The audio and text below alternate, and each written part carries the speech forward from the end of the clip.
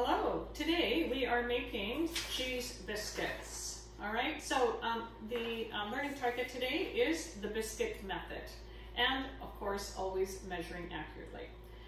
First thing you're going to do is the bullets at the top of the page. You're going to preheat your oven to 400 degrees. Biscuits are made in a hot oven. And we're going to put foil on a cookie sheet. So when you if you have it, the reason we're using foil is really just so that when you bake your biscuits, then they're not going to stick onto your pan and it's easier for cleanup.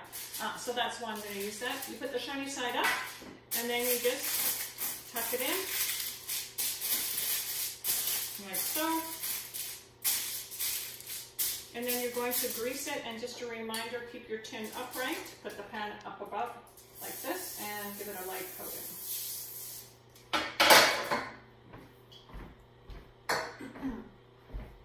So in your large bowl, you're going to mix your dry ingredients. The dry ingredients are the first 4 ingredients on the recipe. So 250 mils of flour, scoop, and make it a little rounded fall, and then level it off with the straight part of the blade. And put that into your sifter. To that, you're going to add 7.5 mils of baking powder. Super important that you measure, don't forget this. This is what's going to make it rise. It's your leavening agent. So 5 mils and 2.5. If you don't have a paper liner here, use a knife to level off. 1 mil of salt. Salt here. And then a pinch of cayenne pepper. Now, cayenne pepper is one of the mystery ingredients that we use in this recipe. It is just going to add a little zing to the cheese biscuits. Cheese biscuits can be a bit bland, and this just adds to enhance the flavor. And 1 or 2 shakes is good, and that's what we call a pinch. And then you're just going to sift this into your large bowl. And I like to put it against the side of my hand like that. And that is done.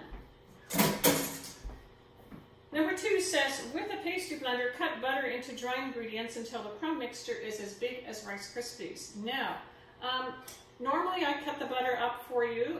We need about 40 mils of cold butter. So another thing about the biscuit method is we use a cold hard fat. So it can be cold margarine, cold butter. Now, I'm just going to show you how to get about 40 mils, okay? So you could cut from the block of butter about this width here. And you can see the square shape here. And then just picture this in thirds. So each third is a 40 mils. So this is 125 mils here. And then you're just going to mark it with your knife here. And you're going to cut down the first third. And that is about 40 mils. And there we go. So this 40 mils goes into your dry ingredients there. Then, the one you're going to be using is your pastry blender. Now, if you don't have a pastry blender, there's a really great option. You can use the grater here and just grate the butter into the mixture here. So you would just take this and grate it in. And that works beautiful, and then you would not have to use a pastry blender. But I'm going to show you how to use a pastry blender, which is this little handy-dandy tool here, okay? So you're going to it's called cutting in the butter. So you're just going to take your pastry blender and push it on top of the butter and go through the whole piece of the 40 mils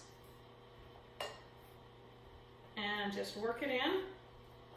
And then you're going to need to keep turning your bowl and then keep pushing it off. In the beginning, it's going to stick onto your pastry blender like that. So you just go and you just work it in until the mixture looks a bit like Rice Krispies. One of the things you want to watch out for is you don't want to have huge big bits of butter. You want to make sure they're all about the same size. So no big pieces of butter. This will take a minute or 2 to do.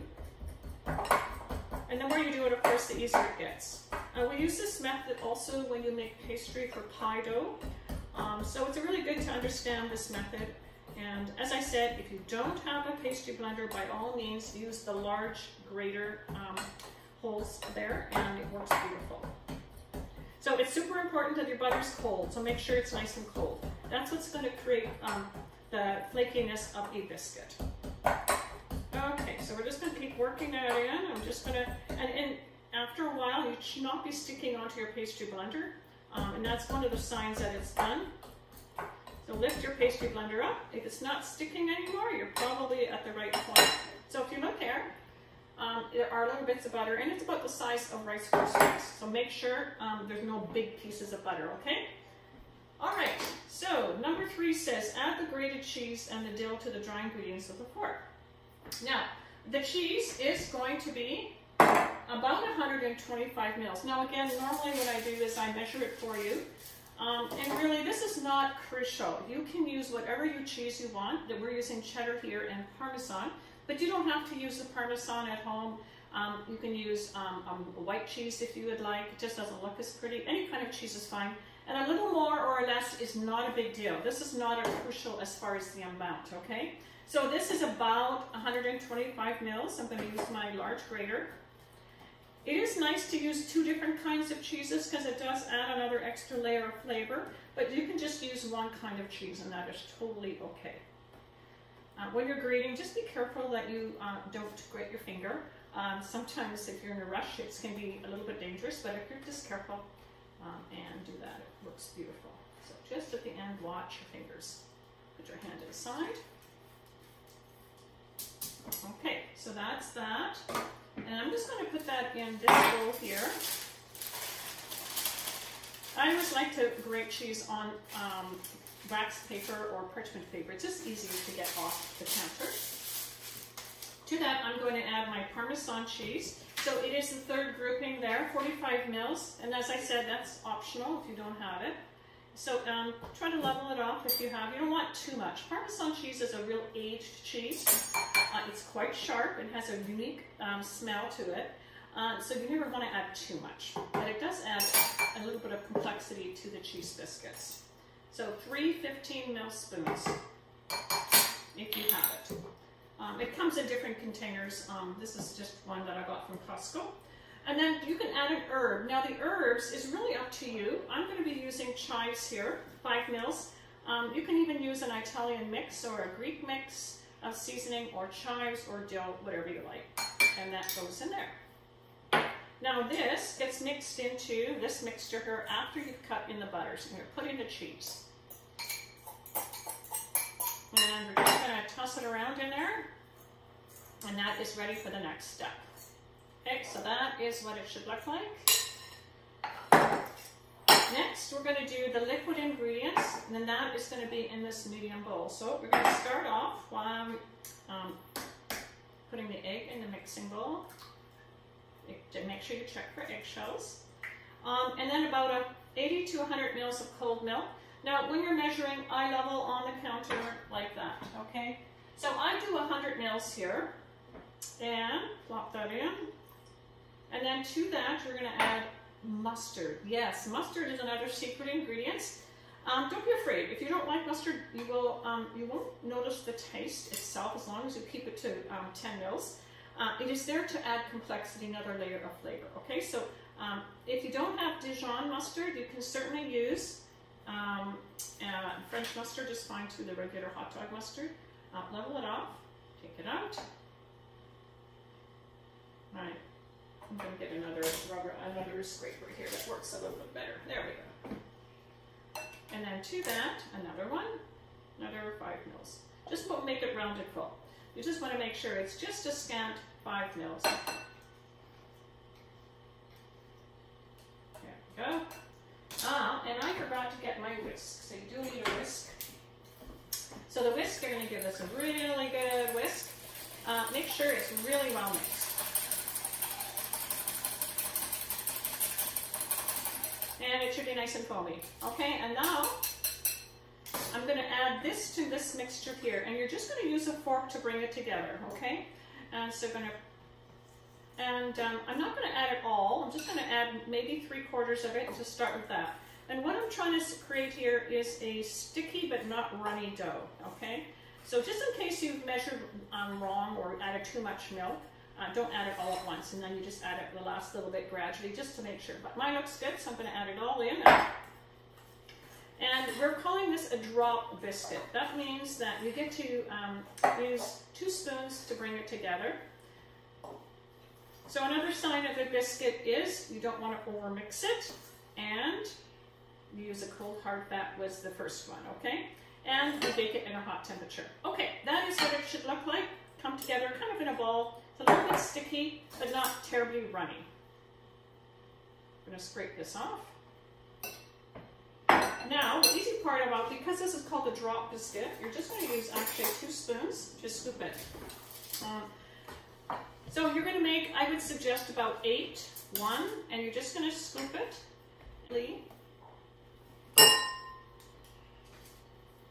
I'll just move this aside.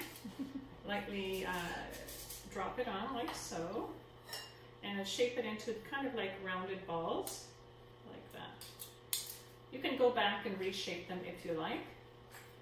These are a really great treat to add with a meal or just on their own, and they are really super tasty because they do have the cayenne pepper and the mustard, which adds a real nice layers of flavor.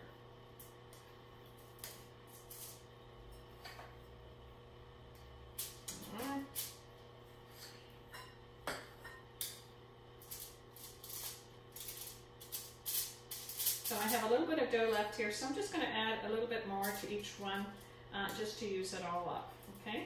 Now these get baked in a hot oven, and which by mean what that is that it's anything from 400 and above is a hot oven. Okay. And it will take about, let's look at the recipe here, 18 to 22 minutes. Now again, it's going to depend on your oven. Every oven is a little bit different in temperature, and it depends on how big your biscuits are. If you made 6 big ones, they're going to take longer. To test for doneness, I'm going to show you, but it's really all about looks and about touch. Okay, you don't do the toothpick test on this one. It's a very different kind of a test for doneness. They do not taste good raw, so make sure they are cooked. Okay. All right, so I think that looks pretty good. Just going to shape them just to make sure, kind of make them look pretty. These are kind of called rustic biscuits. All right, once that's done, I'm going to take my oven mitt and put them in the oven. Now you're going to use the middle rack and head back, plop them in. And I would start checking them at 18 minutes and then go from there. So I'm going to put my timer on now.